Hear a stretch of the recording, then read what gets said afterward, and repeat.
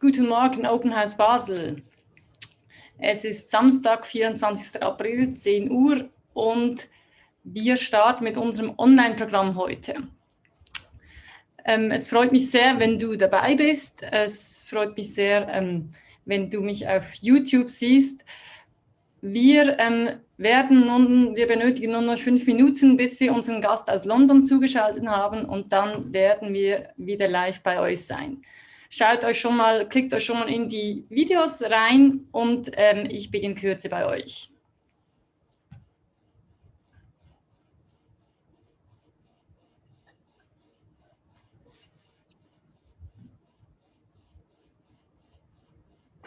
Hello. Hi, Nyima. Hi, Esther. Hey, we are already online. I had to start the YouTube. Oh, okay, cool. I'm sorry, we had some difficulties, but I think we are ready. Yeah, no worries. So I'm really, really happy to have you here with us. I just welcomed our audience in German, and now we switch to English because I'm talking English with you, of course. So this is our start of a very short and small digital edition of Open House Basel. And I'm very proud to welcome you to this very first beginning, because it's actually really nice to that we can share some content that you prepared during this very specific COVID-19 situation. Mm-hmm. And we are happy to share this with our community, and I'm happy to welcome you here to hear some more about Open House London, who you are, what you are doing, how you are doing in this very special time, and then at the end why you chose these tours to share with us. Mm-hmm. So feel free to introduce yourself so everybody knows who you are. Sure. So hi everyone, I'm Nyima. I'm one of the assistant curators at Open City and Open House London Festival. So I began working for Open House last year, which is quite a funny time to join the festival program amidst COVID-19. But what I've been working on mainly is the films program for Open House Festival and Open City. So for Open House Festival London, the festival is the annual event that the architectural charity Open City runs. But as part of Open City, there's a whole bunch of programs that we do, such as tours, podcasts, films, models, and most recently some publications and books. And all of these work together with the festival program to strive towards opening up the built environment for free and reaching out to provide access and engagement with the built environment and London to everyone. So with the films program, we only started making films last summer, and it was because of this very specific circumstances of so many spaces that normally participate in Open House Festival London just weren't able to open up. There was so much uncertainty about what could open up or who could even travel around, but also we were quite aware that a lot of people do travel into London for the festival, and so particularly with people who are vulnerable or at risk, this wasn't a great time to be zipping around the city. So the films is a really interesting way of just broadening access, not only inside London but also throughout the country, and as this exchange has sort of demonstrated, it's really amazing way to share these films internationally as well, which is a really nice opportunity. So last summer we did a whole flurry of these films specifically for the festival, and then we released them all in one go for the festival weekend in September. So we released 33 films in one go. So it was an intense period of the summer of sort of running around London and making all of these films. And then since then, because of the success of the films, and we kind of found like this is really an amazing opportunity that we've kind of found ourselves in to continue this work.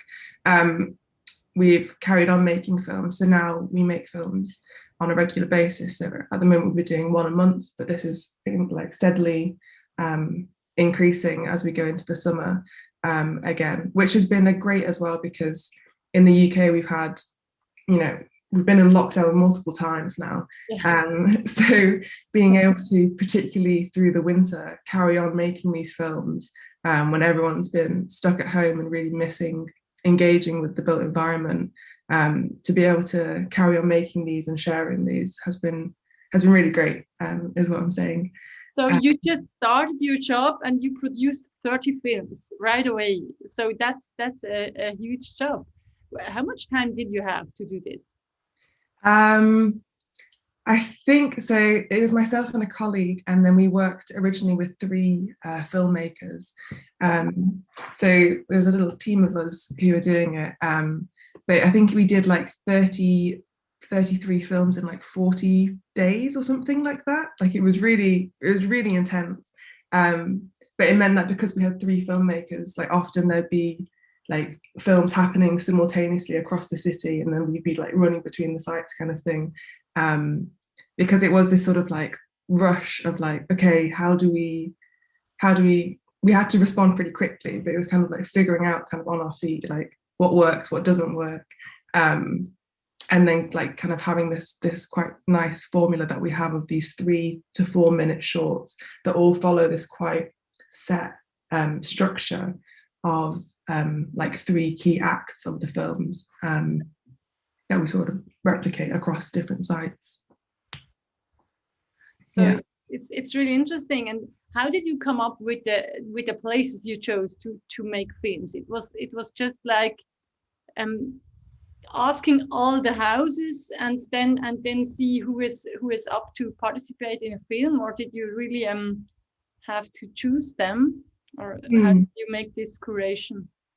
Yeah, it was a mixture, to be honest. I mean, originally I think it was a little bit of finding out who would be interested, and who kind of wouldn't be able to open up in person but wanted to participate. But then I think as the program has kind of developed, it has become much more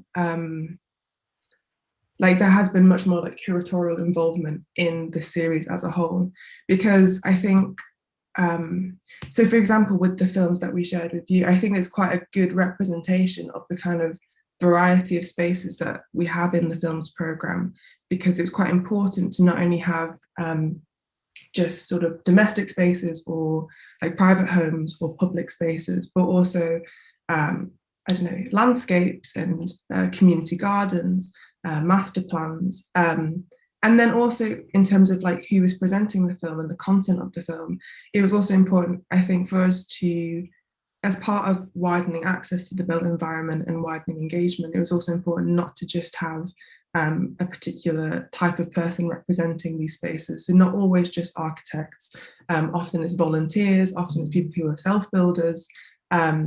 So like, for example, the Dalston Curve Garden, that's run by the woman who runs the space. He wasn't an architect, but she has much more valuable insight, or as valuable an insight to the space as, you know, the architects of the space.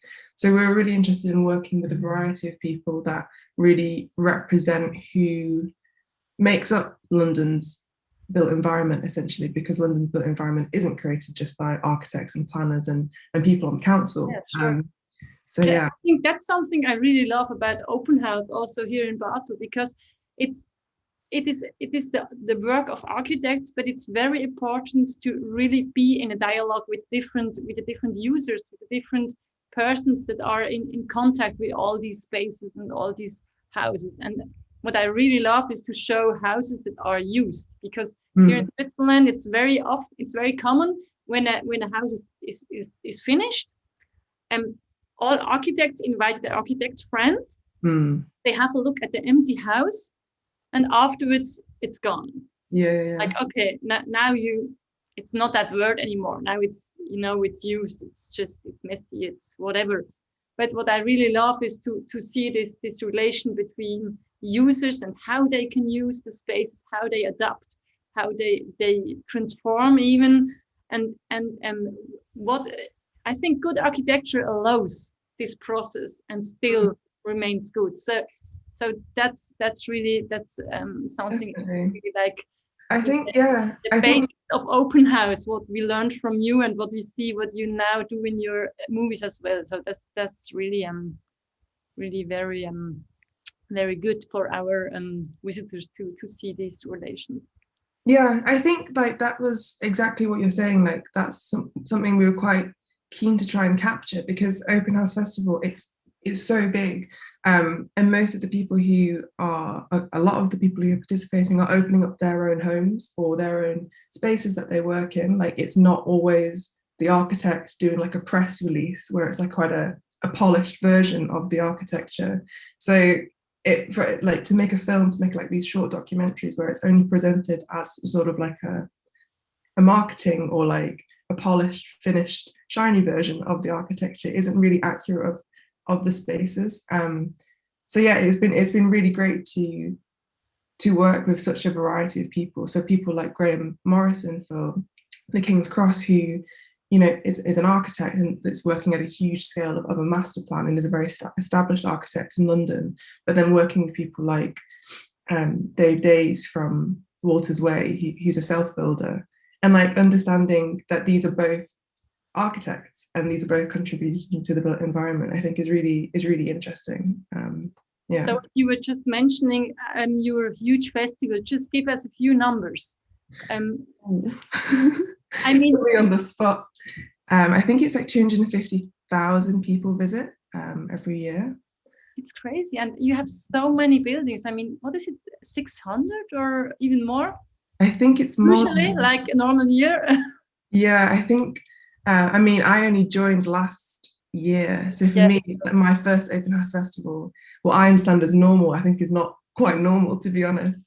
But I think like this year and last year, the plan is, well, it was a mixture of in-person and digital events. And I think that was a really interesting format that is going to continue this year for the festival in September. But it's on such a huge scale that like, where, I mean, Open House Festival London is like Open City is such a small team, like where it's mainly volunteer led, the festival, because there's no way that one curator or like even a team of curators could ever manage such a big project. So it's this really, like, to participate, to even like be in the festival and like go around, there's things that I had even wasn't really aware of, and I was discovering on the festival weekend, which was amazing considering I was meant to be sort of behind the scenes as well.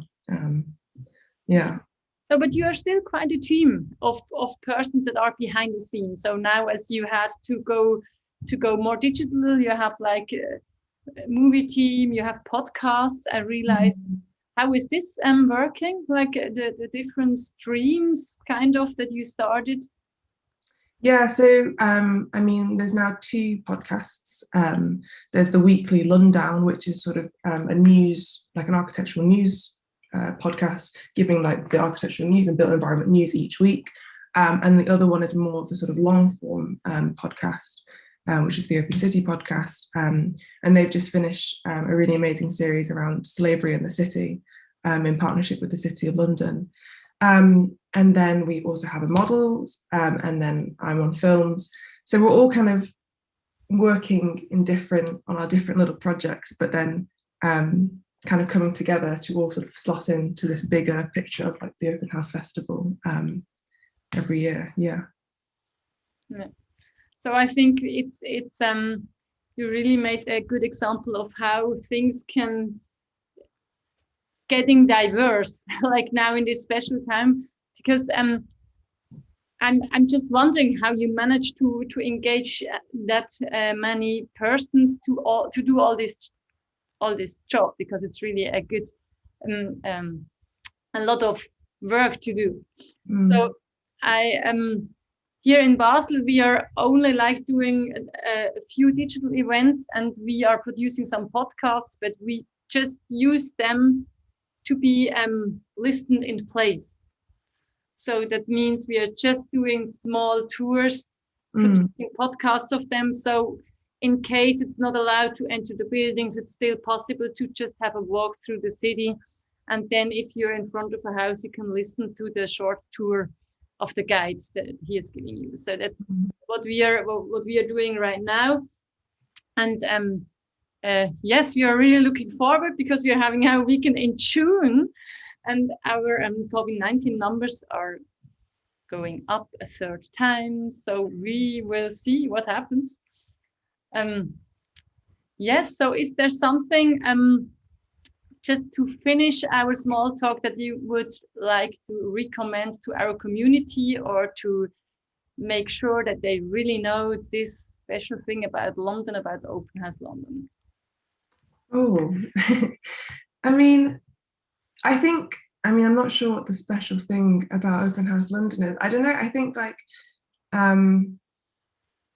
with the Open House Festival, I think potentially what's special about Open House London is the fact that there is all these other programs that are sort of going around, like bringing it all together, and particularly things like the Accelerate program, which Open City runs, which is a mentoring program for underrepresented people who are 16 to 18 to get into architecture. I think so, like, as a whole, Open City as a charity is not only sort of opening up spaces to allow people physical access into these buildings and to engage with the built environment, but also it's really in trying to think about who even gets a say in the built environment is how I understand it. And I think also, like, the podcasts and the films and the models are also doing that kind of similar work, potentially like less explicitly, but that's kind of sort of a driving aim to make cities equitable and open.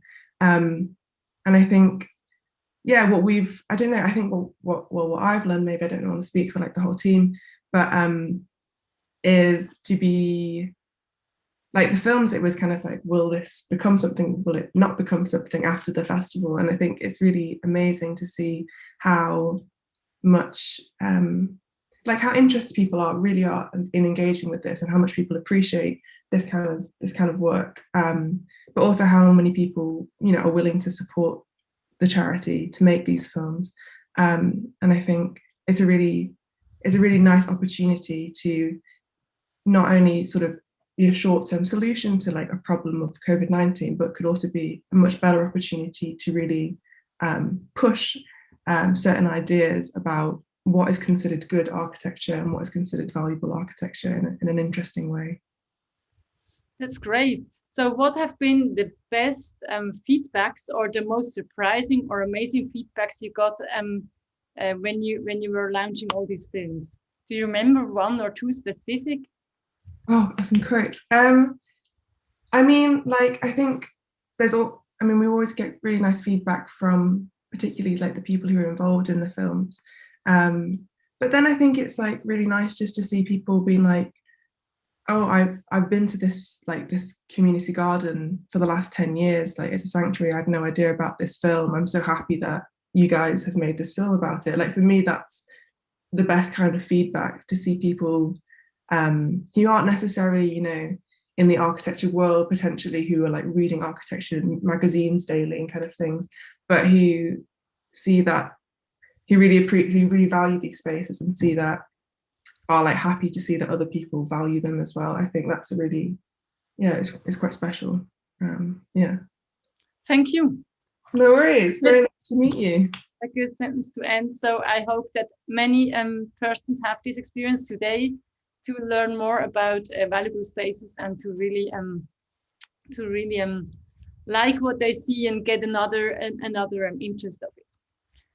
Amazing. So, thank you very much for sharing all your all these videos, and I invite our community now to really go to the webpage and click to all these videos, and to see of what you just talked about and what you shared with us.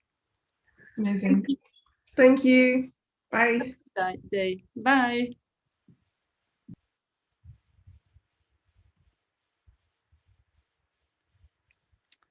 So, und jetzt noch in Deutsch für alle unsere Besucher hier in Basel.